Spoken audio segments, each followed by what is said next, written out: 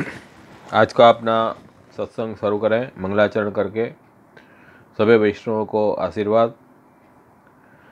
चिंता संतानहंतारो यत्पादाम्बुजरेणवः स्वीयानान्तान् निजाचार्यान् प्रणमामि मुहुर्मुहुः। यदनुग्रहतो जन्तुः सर्वदुःखातिको भवेत् तमहं सर्वदा वन्दे श्रीमद्वल्लभनन्दनम्। अज्ञानतिमिरान्धस्य ज्ञानाञ्जनशलाकया चक्षुरुन्मीलितं येन तस्मै श्रीगुरवे नमः। नमामि हृदये शेषे लीलाक्षीराब्धिशायिनं लक्ष्मीसहस्रलीलाभिः सेव्यमानं कलानिधिं। चतुर्भिश्च त्रिभिस्तथा षड्भिर्विराजते योऽसौ पंचधा हृदये मम।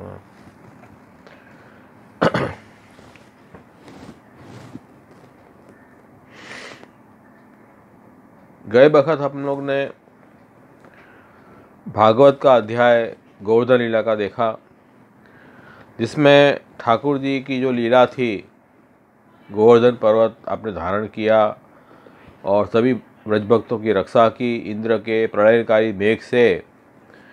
ये चरित्र देखकर जो ग्वाल बाले थे वो बड़े चकित हो गए कि ये बात कैसे संभव है।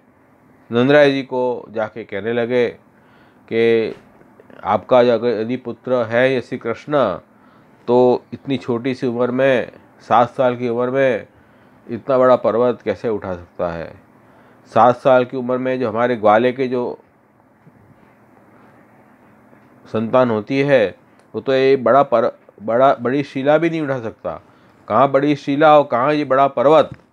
तो ये आपका पुत्र तो नहीं हो सकता। यदि आपका पुत्र है ये, तो फिर इतना असंभव कार्य कैसे करेगा। और हमसे कोई भूल तो नहीं हो रही है। यदि कोई ये ईश्वरीय बालक है तो हमारे से भूल हो गई इसके साथ बर्ताव करने में। ऐसी चिंताग्रस्त सब गोप सखाएँ हो गए। तब नंदराय जी ने उनको ये बात समझाई, गर्गाचार्य जी की बात याद दिलाई, सबको समझाई। देखो आप ऐसी मन में शंका मत करो, क्योंकि ये जो श्री कृष्ण हैं ये कोई साधारण मनुष्य नहीं है। ये तो ईश्वर हैं, साक्षात नारायण के अंश हैं। इसलिए ये इनके रूप को देख के यदि आप यो समझते हो कि लौकिक मनुष्य रूप है, तो ये आप भूल कर रहे हो। ये तो सद्रूप है। सद्रूप मतलब सच्चिदानंद स्वरूप है, अलौकिक स्वरूप है, आनंद स्वरूप है। इनका जो श्री विग्रह है वो पंचभूत से बना हुआ नहीं है। ये तो अलौकिक आनंदात्मक स्वरूप प्रभु का है। ये बात समझो। इस लीला के द्वारा ठाकुर जी ने अपना नाम, लीला अनुसारी नाम सिद्ध किया, सद्रूप, जो सर्वोत्तम सूत्र में आया है, सद्रूप। तो ये बात हम गए सत्र में देख चुके हैं। आज हम इस सद्रूप नाम श्री महाप्रभु जी का भी है, वो भी हम देखेंगे आज। जैसे भगवान ने कृष्ण अवतार में लीला करके सद्रूप नाम सिद्ध किया, इसी तरह उन्हीं कृष्ण ने फिर से इस कलयुग में श्री वल्लभ अवतार धारण करके और सद्रूप नाम सिद्ध किया। ये बात आज के सत्र में हम समझेंगे। आपके जो भी प्रश्न हो आप आनंद से चैट बॉक्स में डाल सकते हो। मैं चैट बॉक्स देता रहूँगा और प्रश्न होंगे तो उसका उत्तर अवश्य दूंगा। तो सद्रूप जो नाम आया है वो वल्लभाख्य नाम के बाद आया है सर्वोत्तम सूत्र में। और वल्लभाख्य नाम जो है, वल्लभ जिनका नाम है या सबसे प्रिय जो है ऐसे वल्लभाख्य, तो यहाँ श्री गोकुलनाथ जी क्या कर रहे हैं कि ननु लोके सदा प्रियेपि पदार्थे केनचित् निमित्तेन कदाचित् अप्रियत्वमपि भासते तथा प्रकृतेपि कदाचित् निमित्तवशात् तथात्मं भविष्यति इति आशंका निराशायाहु सद्रूप। भाई लोक में कई बार ऐसा देखा जाता है कि सदा जो वस्तु प्रिय लगती हो भाई ये तो मेरा पति है, ये मेरा प्रियतम है, ये मेरा पुत्र है, ये तो सदा मुझे प्रिय ही लगेंगे, ये मेरे फ्रेंड हैं, मुझे प्रिय ही लगेंगे, हमेशा हमेशा मेरे डियर ही रहेंगे। फिर भी क्या होता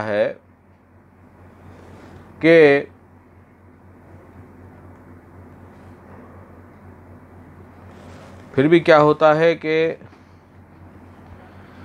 कोई कारण से कदाचित कभी उसमें अप्रियता भी आती है। मतलब कई बार बहुत अच्छे रिलेशन होते हैं, लेकिन कुछ कारण ऐसे आ जाते हैं जिस कारण दोनों में झगड़ा हो जाता है, एक दूसरे के मुंह देखने के भी संबंध नहीं रहते हैं। ऐसी स्थिति भी लोक में देखने में आती है। तो क्या यहाँ भी ऐसा हो सकता है? जैसे महाप्रभु जी जो है प्रिय हैं, वल्लभाख्य है, तो क्या प्रिय की अप्रियता हो सकती है?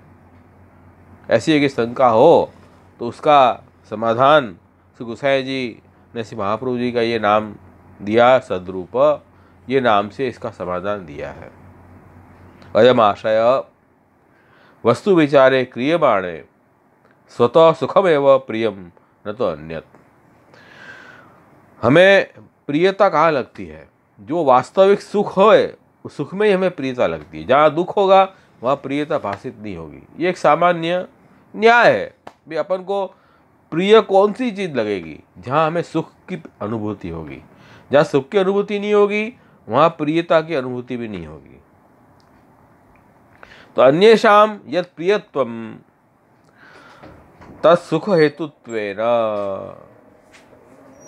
न तो सुख रूपत्वेन।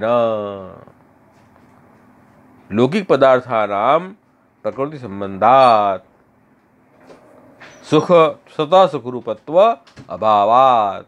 श्री गोकुलनाथ जी बहुत सुंदर आज्ञा कर रहे हैं यहाँ। वॉइस ब्रेक था इसे, तुम्हारा इंटरनेट में कनेक्शन में प्रॉब्लम है। तो ये आज्ञा कर रहे हैं कि अन्य में जो प्रियता आ रही है, अन्य मैंने भगवान को छोड़ के अन्य चीज़ों में जो प्रियता की अनुभूति हो रही है वो सुखरूप के हेतु होने से वास्तव में खुद स्वतः वो सुखरूप नहीं है। क्योंकि लौकिक पदार्थ सब प्राकृत है, प्रकृति से बने हुए हैं, और प्रकृति जो है पंच महाभूत से बनी हुई है, प्रकृति के पंच तत्व हैं, उससे सब चीज़ बनी हुई है।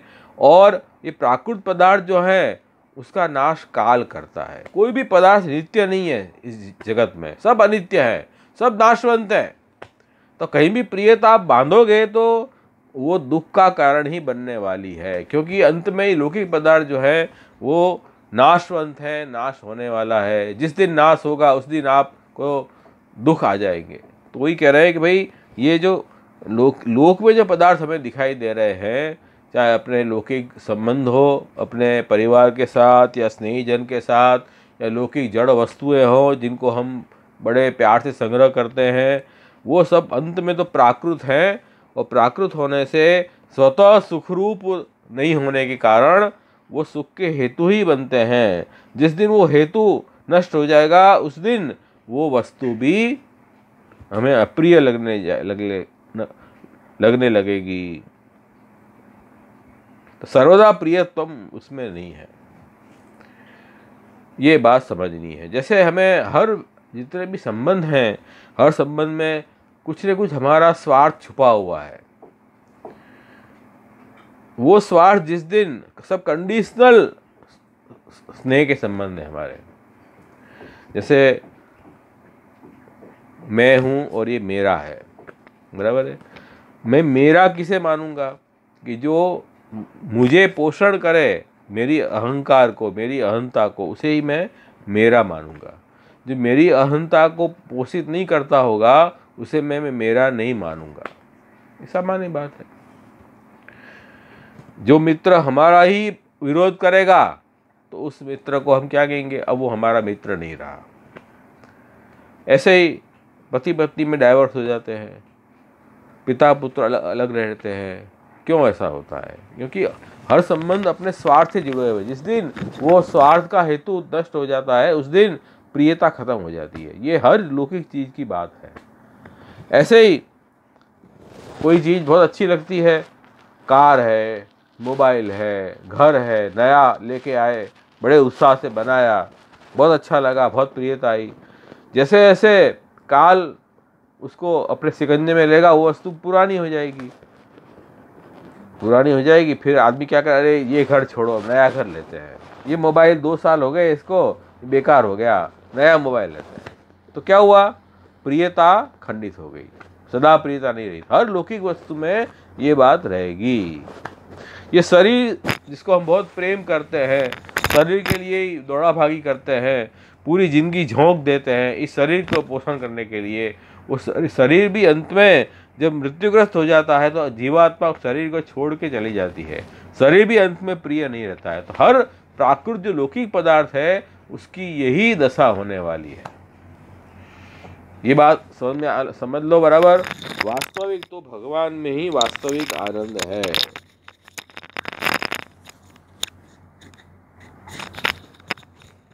वास्तविक स्वतः सुखरूप तो भगवान ही आनंद स्वरूप उनमें ही है। इसलिए आज्ञा कर रहे हैं, आचार्याणाम तु पुरुषोत्तम आस्यत्वेन आनंद रूपत्वात्। श्री महाप्रभु जी तो भगवान के मुखारविंद स्वरूप है, तो भगवान आनंद स्वरूप है।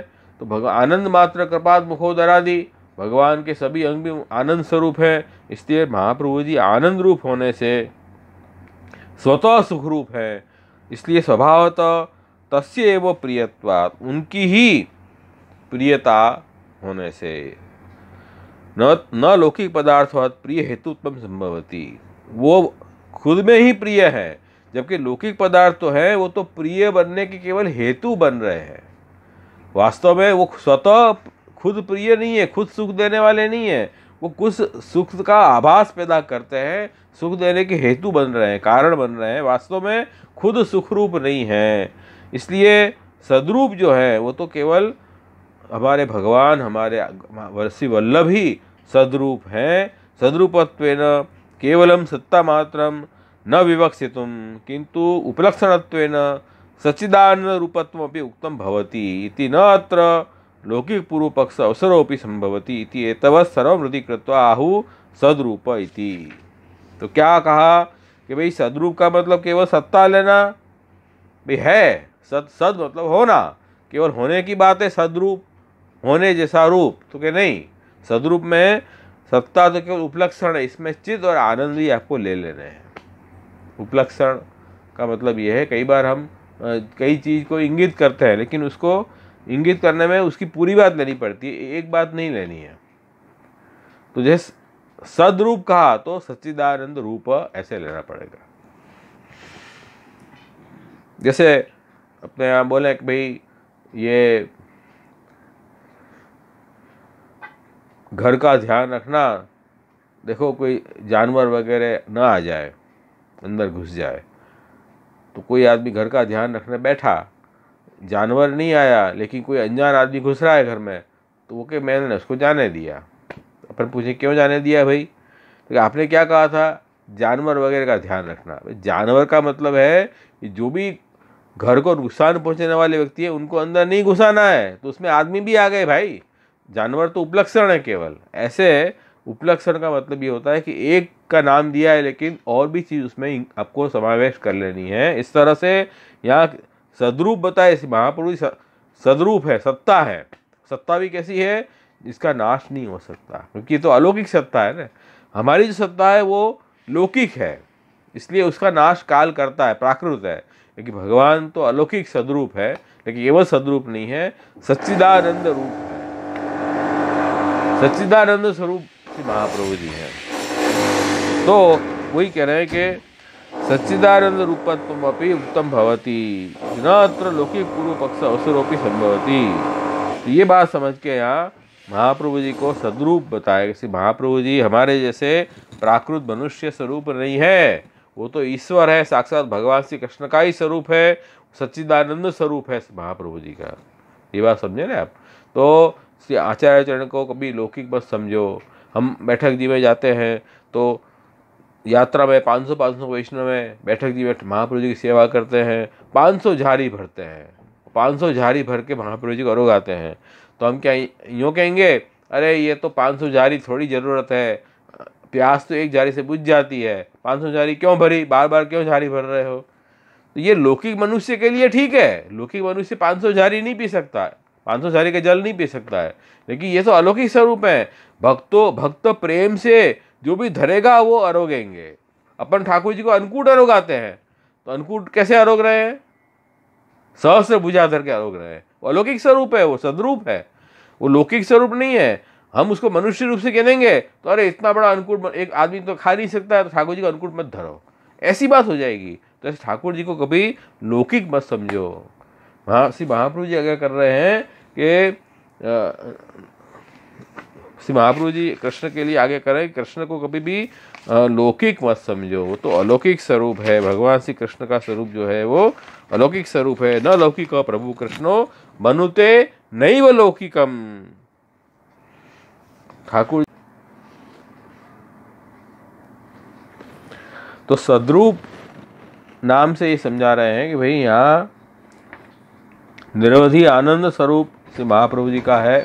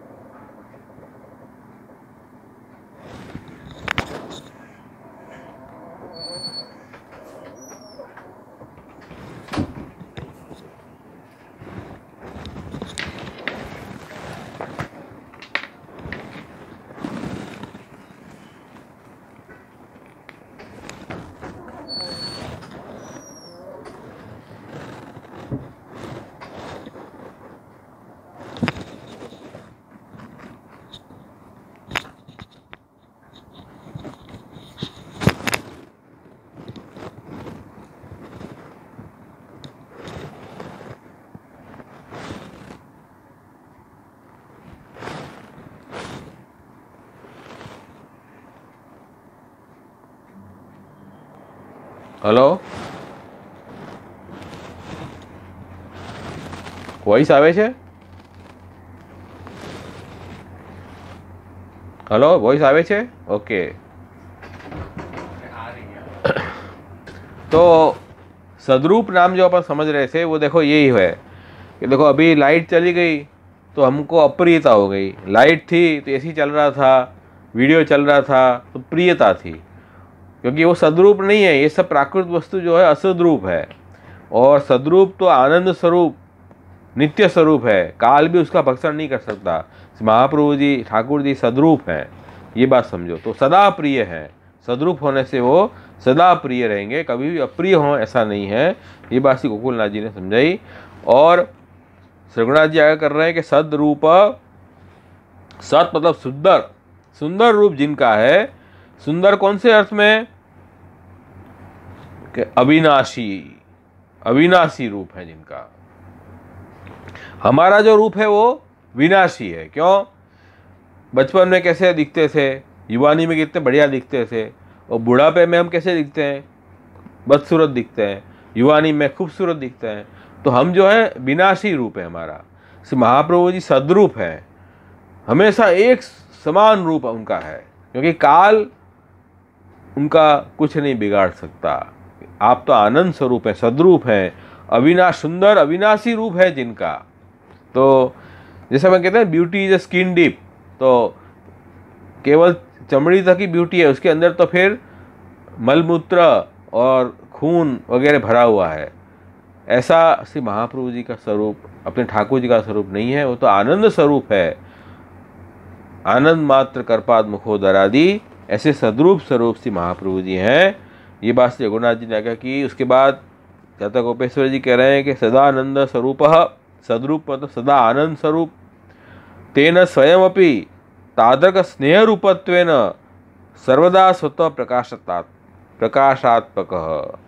इसके कारण खुद भी, स्वयं भी वैसे स्नेह रूप होने के कारण, क्योंकि सदा आनंद स्वरूप है तो सदा प्रेम उस पर बना रहेगा। उसके कारण सर्वदा स्वतः प्रकाशमान है, स्वतः प्रकाश है, परतः प्रकाश नहीं है। जैसे सूर्य स्वतः प्रकाश है और दूसरी चीज़ है, जहाँ प्रकाश आ रहा है वो सूर्य के कारण आ रहा है, तो वो परत्व प्रकाश है, सूर्य स्वतः प्रकाश है। ऐसे ऐसे महाप्रभु जी स्वतः प्रकाश आनंद स्वरूप हैं, उनको किसी अन्य वस्तु की जरूरत नहीं है ज्ञान के लिए। ऐसे स्वतः आनंदात्मक स्वतः ज्ञान स्वरूप प्रकाश स्वरूप से महाप्रभु जी का स्वरूप है। न केनचित साधन है न ईंधन है, न उनको कोई साधन ईंधन की जरूरत नहीं है। तो जैसे लकड़ी में हम घी डालेंगे, पेट्रोल डालेंगे तब उसमें प्रकाश आएगा, तो ऐसे दूसरी चीज़ पे डिपेंड, ऐसे ये महाप्रभु जी ठाकुर जी नहीं है, सदा ज्ञान स्वरूप स्वतः ही हैं। तो ये भी सदरूप के अर्थ की भी ये लिया है। और आगे आगे कर रहे हैं,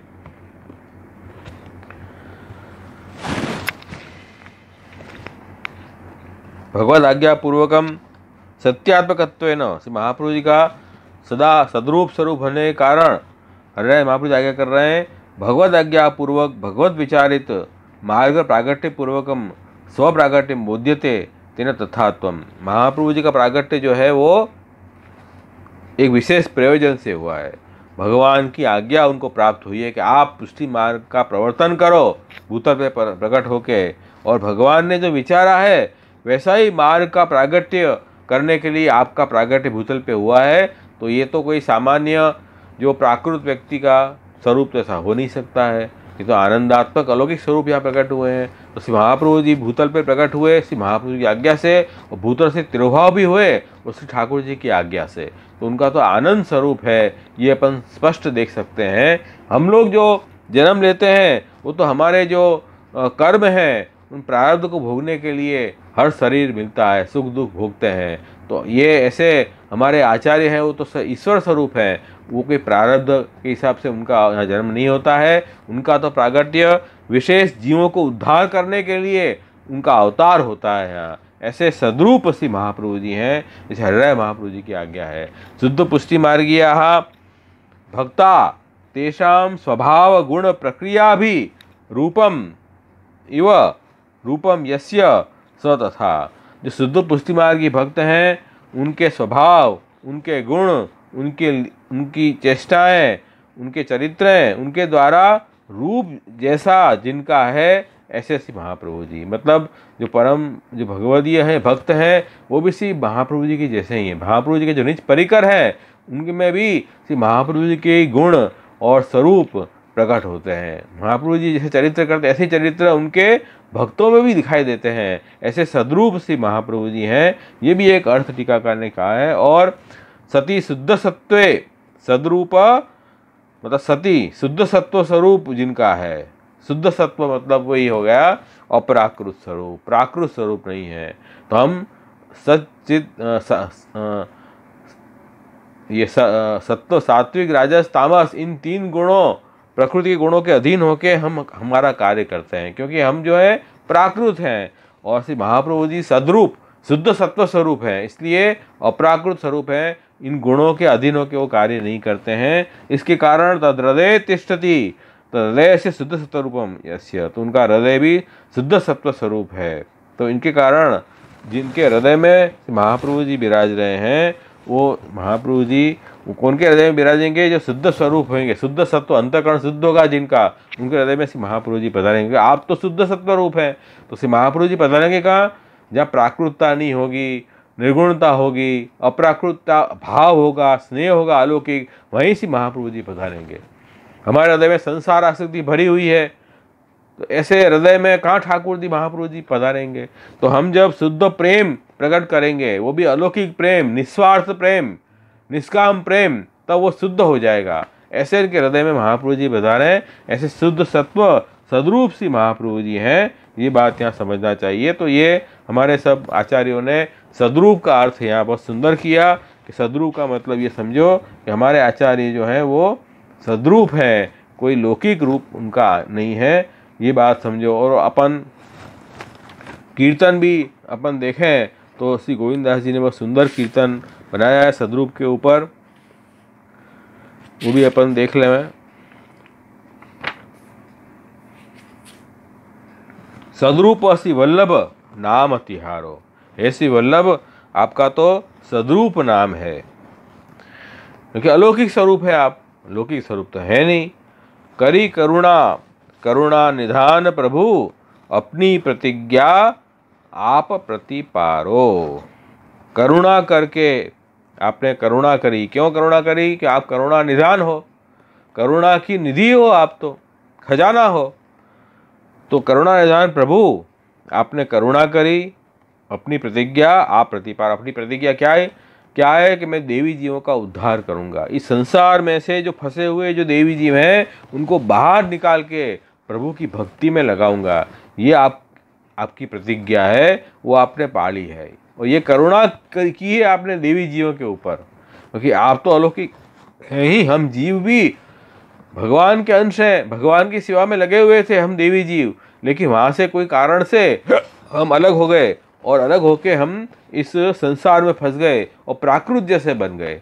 तो श्री महाप्रभु जी हमें भी सद्रूप बनाना चाह रहे हैं। जैसे ठाकुर जी सद्रूप अलौकिक रूप है, ऐसे ही हम भी उन प्रभु से जुड़ेंगे, हम भी अप्राकृत हो जाएंगे। तिहारे चरण कमल आश्रय बिन उभय उपजत है, बिन भय उपजत है भारो। तो श्री महाप्रभु जी के चरण कमल का आश्रय बिना और कोई रास्ता हमारे पास है नहीं। ये काल जो संसार भय है, काल का भय है, वो तो बहुत भारी है, किसी को छोड़ता नहीं है, काल किसी को नहीं छोड़ता है। और जो संसार में फंसा वो काल का ग्रास हुआ। इसलिए सबसे पहले तो हमें श्री महाप्रभु जी के चरण कमल का आश्रय बहुत जरूरी है, क्योंकि उन्हीं के आश्रय से हम इस संसार सागर को तैर पाएंगे। ये शरीर तो भगवान ने दे दिया हमें, इस शरीर से हम इस सागर को पार करें। तो नाव तो मिल गई, नाव चलाने वाला नाविक तो चाहिए ना। वो हमारे आचार्य श्री महाप्रभु हैं नाविक, वही इस नाव को सही दिशा में ले जाएंगे, प्रभु के पास, प्रभु के पास ले जाएंगे। तो नाविक हमारे श्री महाप्रभु जी हैं। तो ये बात देखो भागवत में भी ये बात बताई है, और साधन दीपिका में भी श्री गोपीनाथ जी आज्ञा कर रहे हैं। वो आपको बताऊं मैं कि गुरु के लिए आज्ञा कर रहे हैं कि देह द्रोण्या ययासु नाम परम पारम भवाम बुधे, गुरुणा कर्णधारेण ही उत्तार्या स्व उपदेशतः। देह रूपी जो डोंगी है, नाव, उससे हम ये भव रूपी समुद्र है उसको पार करेंगे। उनको क्या करना चाहिए? गुरु को कर्णधार बनाना है। गुरु जो है वो नाव को चला के हमें उस पार ले जाएंगे। ये हमारे आचार्य हैं, उनके चरण के बल के आश्रय बिना तो हम भयभीत रहेंगे। उनका आश्रय ले लेंगे, फिर कोई बात की चिंता नहीं है, भय नहीं है। चिंता संतान हंतारो यत्पादाम उजरेण वह, स्वीया नाता नियाचार्यान प्रणमामि मुहुर्मुहु। तो हम उनके शरण चले गए, उनके चरण कमल का आश्रय किया, फिर कोई चिंता हमें नहीं सताएगी, फिर तो हम आश्वस्त निर्भय हो जाएंगे। ये बात आपको समझो। तो देखो ये बात भी सद्रूप स्वरूप है, अलौकिक स्वरूप से महाप्रभु जी का है, तभी तो ये बात संभव है। सेवा कथा बिना मोही लागत, विष सम सब संसारो। अब श्री महाप्रभु जी ने हमें अलौकिकता का ज्ञान करवाया, ठाकुर जी की सेवा का, ठाकुर जी के स्वरूप का, भक्ति का। अब हमें भगवान की सेवा कथा बिना ये संसार जो है वो तो विष लग रहा है, पॉइजन है। जहाँ ठाकुर जी की सेवा नहीं है, जहाँ ठाकुर जी की कथा नहीं है, वो संसार तो केवल विष और विष है। क्यों? विष का क्या कार्य है? विष का कार्य ये है कि हम उस विष को खाएंगे तो हम मृत्यु हो जाएगी हमारी। इसी तरह इस संसार में हम प्रभु से दूर होके, बहिर्मुख होके संसार में हम आसक्त होंगे तो ये काल हमें बार बार मृत्यु के दरवाजे पे ले जाएगा और हम इस विष से हम मर जाएंगे। इसलिए हमें इस विष से बचाना है। तो हमें क्या करना है? सेवा कथा जो श्री महाप्रभु जी ने बताई वो आजीवन करनी है। सेवा याम वा कथा याम वा यशा से दृढ़ा भवेद, यावा जीवम तस्य नासो नक्वापेति मतिर्मम। चित्त में चिंतन करत अहर्निश कटत कोटि जंजारो। चित्त में इन महाप्रभु जी का चिंतन हम करें और अहर्निश करते रहे तो कटत कोटि जंजारो, तो करोड़ों जंजार भी संसार की है वो सब नष्ट हो जाएगी। श्री महाप्रभु जी के स्वरूप का चिंतन करो, महाप्रभु जी के नाम का चिंतन करो, महाप्रभु जी के गुणों का चिंतन करो, उनके दिव्य चरित्र का चिंतन करो, उससे ही हमारा जीवन में सार्थकता आएगी। श्री वल्लभ वल्लभ करी गोविंद, मन वचन क्रम निर्धारो। सदा हम श्री वल्लभ वल्लभ करके और मन वाणी और अपनी काया से उनकी सेवा में तत्पर रहें, यही गोविंददास जी अपन को समझा रहे हैं। तो यही सार है, ये असद रूप जो है संसार, उससे हम दूर हों, सदरूप से हमारे वल्लभ, सदरूप श्री कृष्ण, उनके हम शरण जाएंगे, तभी हमारा उद्धार होगा, अन्यथा तो और कोई रास्ता अब दिखाई दे नहीं रहा है। इस तरह से यहाँ ये बहुत सुंदर बात अपन ने देखी। और अपन चरित्र भी देखें, जैसे ठाकुर जी के चरित्र हमने देखा भागवत के आधार पे, कैसे भगवान जो है वो सदरूपता प्रभु ने उन लीलाओं के द्वारा प्रकट की। ऐसे ही हम श्री महाप्रभु जी के चरित्र भी अपन देखेंगे ना, तो वहाँ भी अपन को वो लीलाएं दिखाई देगी। वो मैं आपको बताना चाह रहा हूँ। एक मिनट।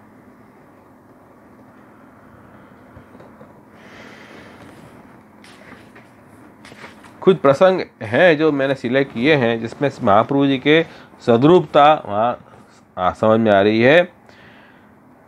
ये अयोध्या के बैठक चरित्र का प्रसंग है। वहाँ ऐसा प्रसंग आता है कि एक बार श्री रामचंद्र जी श्री वल्लभ को मिलने पधारे अयोध्या में।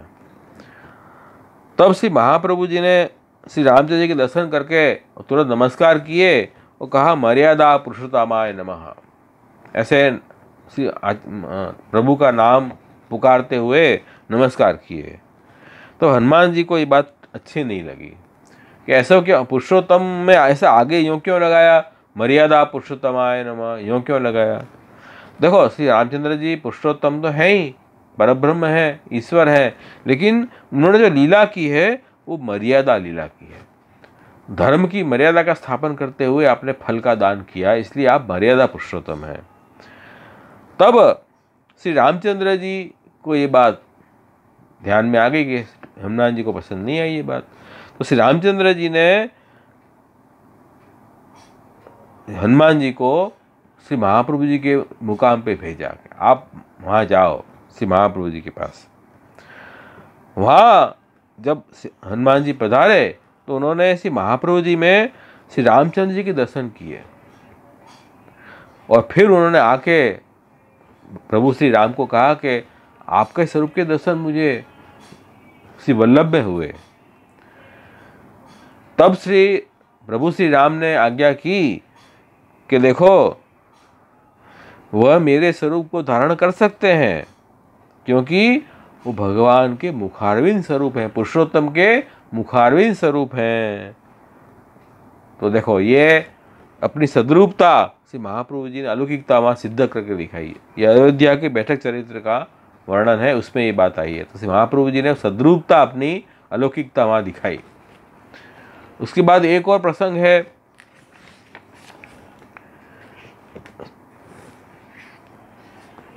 कामन की बैठक का। कामन में बैठक में जो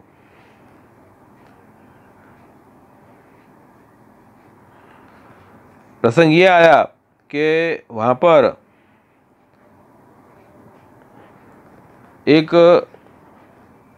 वहाँ जो बैठक का स्थान है, वहाँ कुंड में एक ब्रह्म पिशाच रहता था। बेचारे कुछ अपराध हुए होंगे तो उसको पिशाच योनि मिली, वो ब्राह्मण को ब्रह्म पिशाच था। तब कृष्णदास मेघन श्री महाप्रभु जी के कपड़े धोते हुए वहाँ आए, कपड़े वहाँ धो रहे थे कुंड पे। तो महाप्रभु जी के जो धोती थी उसके गीली थी, उसके जो पानी के छींटे थे उस पिशाच पे पड़े, पिशाच मुक्त हो गया, वो पिशाच योनि से छूट गया, उसकी मुक्ति हो गई। तो ये बात क्या दिखाती है कि महाप्रभु जी जो है अपने जैसे लौकिक नहीं है, सद्रूप है, सद्रूप नहीं है। कोई लौकिक आदमी हो, उसके भीनी धोती के छींटे किसी के पड़े तो क्या वो मुक्त हो सकता है? नहीं हो सकता है, वो तो प्राकृत है। लेकिन महाप्रभु जी तो सद्रूप, आनंद रूप है, इसलिए उन पिशाच की मुक्ति हो गई।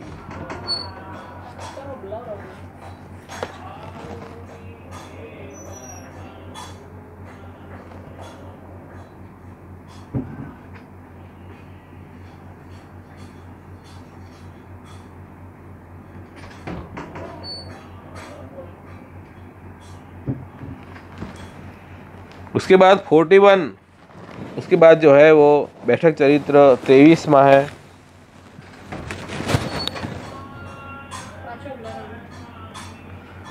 उसमें भी ये बात आई है कि स्वरम जी में की बैठक में जब कृष्णदास अधिकारी कृष्णदास मेघान जो हैं उनने हाथ में अग्नि लेके वही सिद्ध किया कि यदि महाप्रभु जी अलौकिक स्वरूप न हो तो ये अग्नि मेरे हाथ को बाल दे, तो अग्नि कुछ बिगाड़ नहीं पाई कृष्णदास मेघन की। तो ऐसा सद्रूप से महाप्रभु जी ने वहाँ भी अपना ईश्वर रूप आनंद रूप दिखाया। ऐसे ही और भी प्रसंग है, बहुत प्रसंग है। ऐसे तो कुछ प्रसंग है मैंने देखे हैं। पद्मा रावल जो है उनको रणछोड़ जी में बड़ी आसक्ति थी, तो वो जब उन महाप्रभु जी के दर्शन करने आए पद्मा रावल, तो साक्षात रणछोड़ जी के स्वरूप से दर्शन, द्वारकाधीश जी के स्वरूप से श्री वल्लभ ने दर्शन दिए पद्मा रावल को। तो ये सद्रूप वहाँ आप श्री ने दिखाया। इसी तरह रामदास सांचौरा, उनको अपने पादुका जी पधरा दिए और उस पादुका जी में आनंद मात कृपात मुखोदरादि का स्वरूप दर्शन करवाए।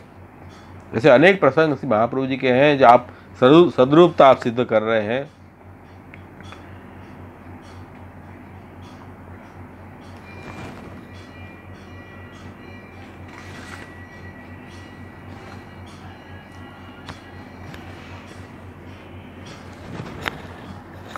तो ये और भी प्रसंग बहुत है महाप्रभु जी के बैठक चरित्र में, निज घरू वार्ता में बहुत से प्रसंग हैं श्री आचार्य चरण के, जिसमें आपश्री का ये चरित्र प्रकट होता है कि आपश्री का जो चरित्र है वो अलौकिक चरित्र है और आपका श्रीअंग भी अलौकिक है, आनंद स्वरूप है। ये बात अपन को समझनी है।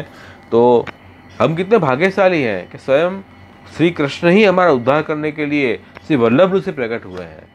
तो श्री कृष्ण ने जो लीलाएं की वो लीला अनुसार नाम सर्वोत्तम में प्रकट हुए, वही नाम श्री गोसाई जी ने फिर से प्रकट किए श्री वल्लभ के, कि वल्लभ ने भी ऐसी ही लीला करके और अपने नाम प्रकट किए सर्वोत्तम स्तोत्र में। तो हम ये पूरी दोनों बात को साथ में जोड़ के चल रहे हैं। यहाँ भागवत की लीला भगवान कृष्ण की, उनके लीला अनुसार नाम सर्वोत्तम, इसी तरह श्री महाप्रभु जी के दिव्य चरित्र, उस चरित्र अनुसार लीला अनुसार श्री महाप्रभु जी के नाम सर्वोत्तम स्तोत्र में, ऐसे हम मिला के सब चल रहे हैं। तो देखो यहाँ सद्रूपता दिखाई। तो आज का हमने ये सद्रूप नाम हमने चिंतन किया। आज इसको हृदय में बैठा के रखना। आज का अपना सत्र यहीं अपन विराम करेंगे, क्योंकि आज दूसरा विषय अब नहीं ले पाएंगे। और आगे का जो अध्याय होगा भागवत का वो अब चलेगा आगे, तब और भी सब ग्रंथ साथ में लेंगे। आज अपन इतना ही करेंगे। आज के सत्र में कोई प्रश्न है तो आप पूछ सकते हो आनंद से, चैट बॉक्स में प्रश्न डाल दो, और अगर नहीं है तो यहीं अपन आज का सत्र का विराम करेंगे।